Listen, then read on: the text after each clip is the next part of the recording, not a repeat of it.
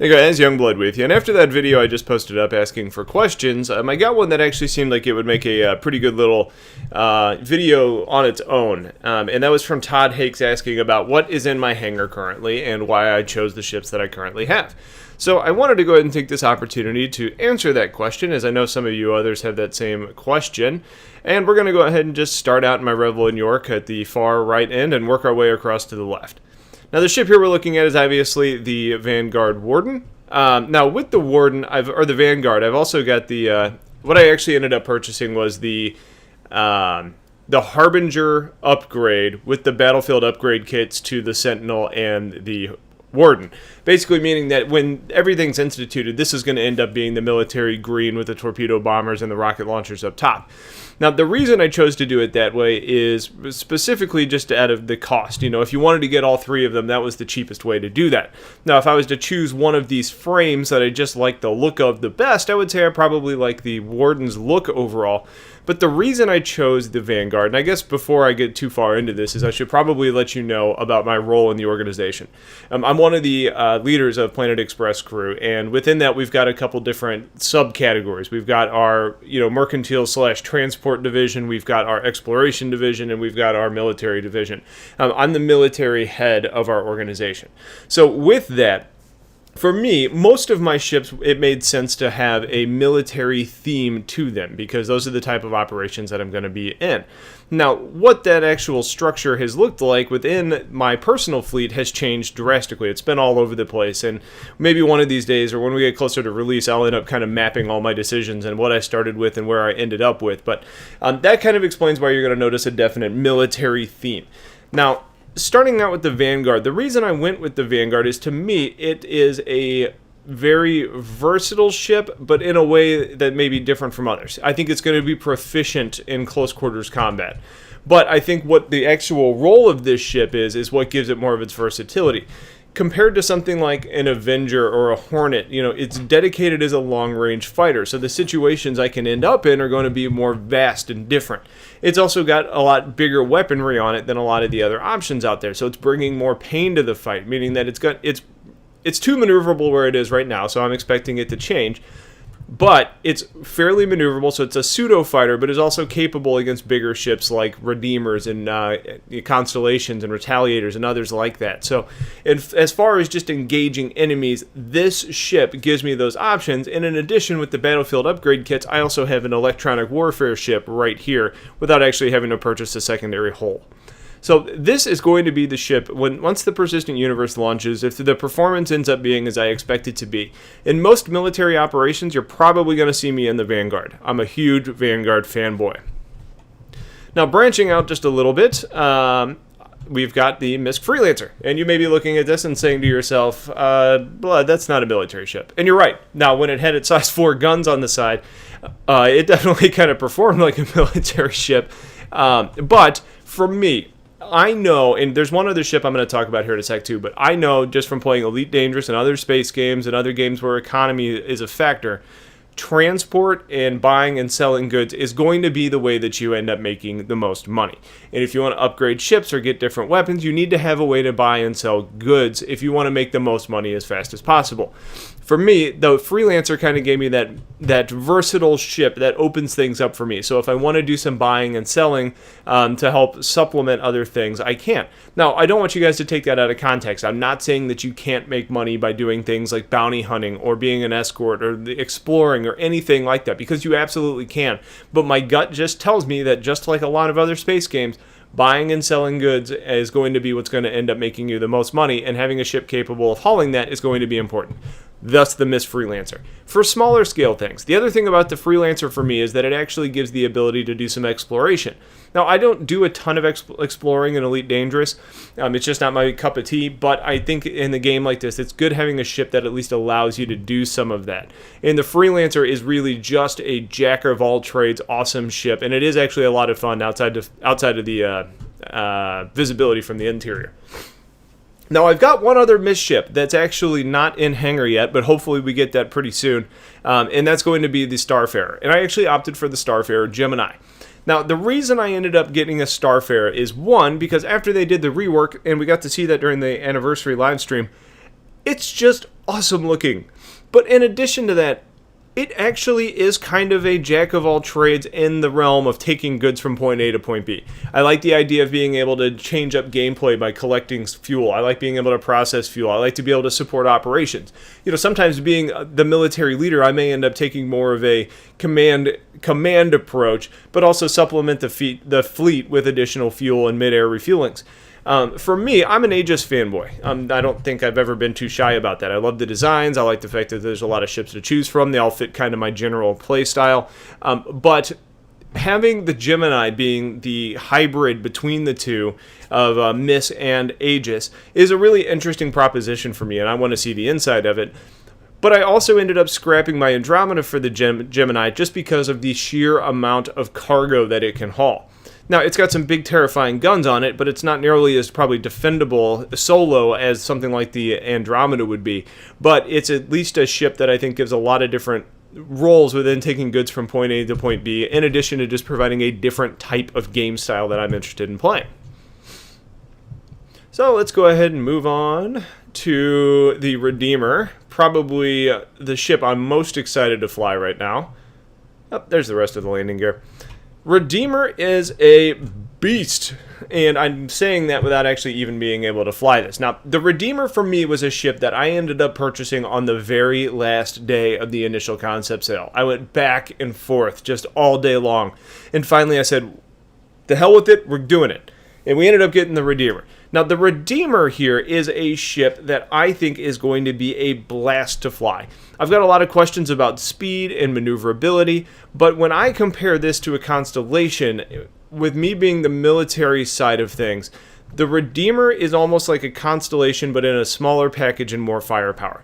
And this is all without even having the additional guns, which are going to end up on the sides of the nacelles over here, which is going to do even more. I also like the idea of being able to bring our first-person shooters players that are from other games that we've played within the PXP community to get into fights, and some of that's going to be utilizing the dropship element. And I know we've got a lot of people that are excited to kind of climb in one of these ships, get dropped off on a station, and go to town. The interior of this ship, I think, is incredibly well designed. It uses the space perfectly. I really enjoy the way that the turret actually works down here as far as, kind of extending out to get in here and then retracting.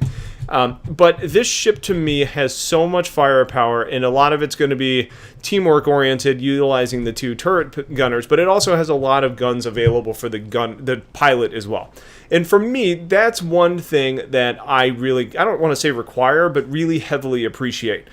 I don't want to have to rely on everybody else in my ship to be doing the shooting for me. That's kind of my beef with the Retaliator. I love the Retaliator. It's a big, sexy ship. The modules make it really kind of versatile. But I don't like the fact that there's not really any weaponry for the pilot to control. You're very reliant on either your NPCs or the other people that are gunning for you.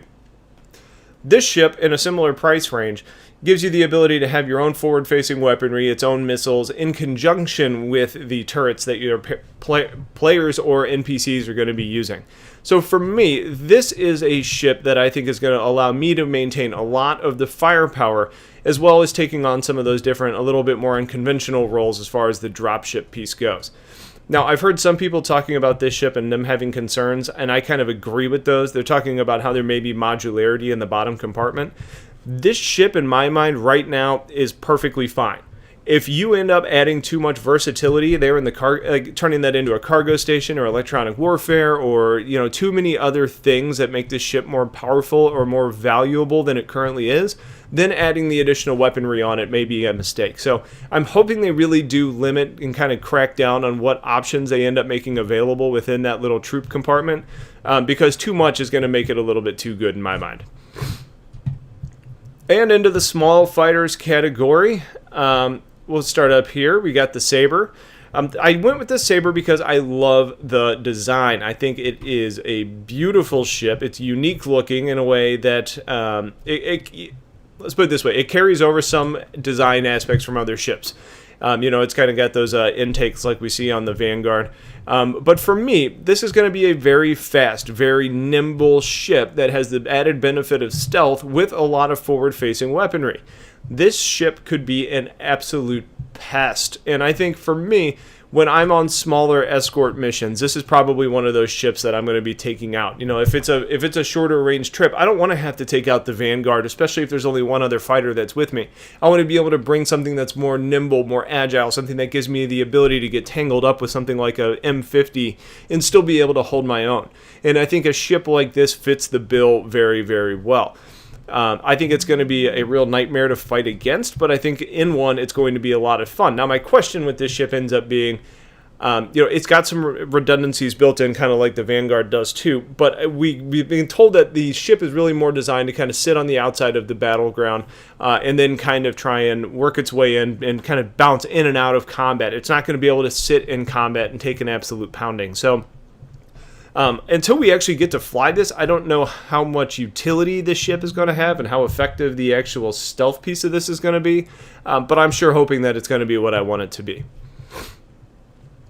Up next is the Space Penguin, the Avenger. And the Avenger right here, I've held on to, but boy, he has been melt bait for a while now. And it's one of the...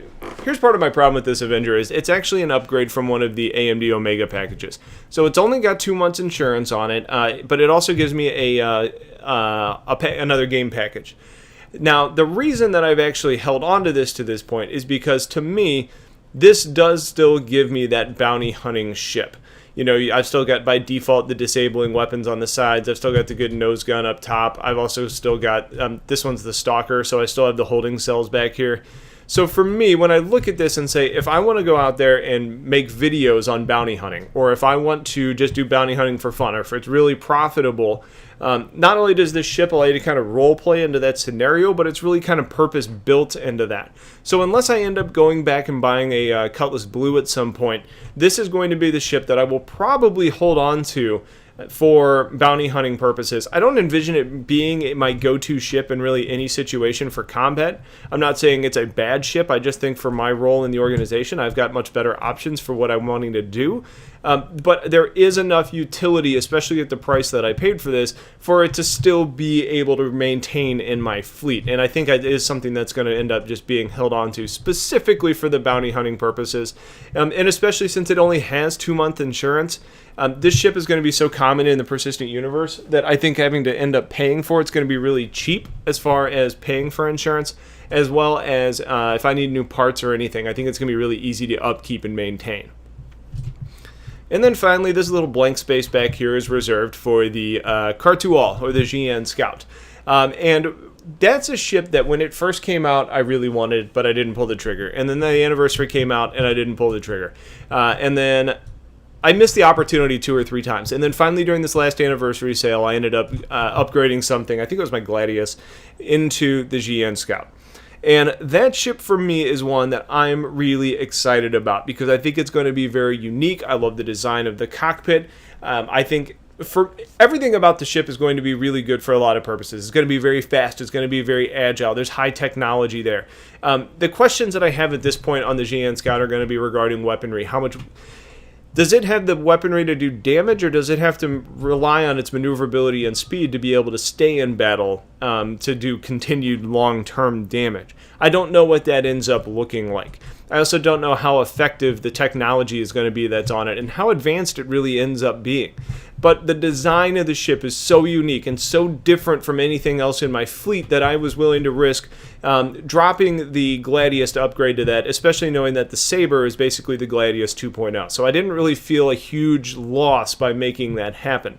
But the other part of it is I think it's going to be so different and interesting and people are going to want to see it that for me, having that ship in my hangar means that once it's flight ready, I can get you guys the videos on it as soon as possible.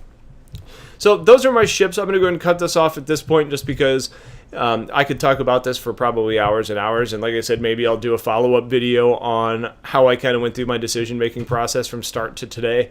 But for now, that's why I have the ships I do. If you have questions about any of those choices or just want to know more about these ships, let me know. Otherwise, stay tuned for a whole lot more content. I appreciate you guys watching. Have yourselves a wonderful day and take care.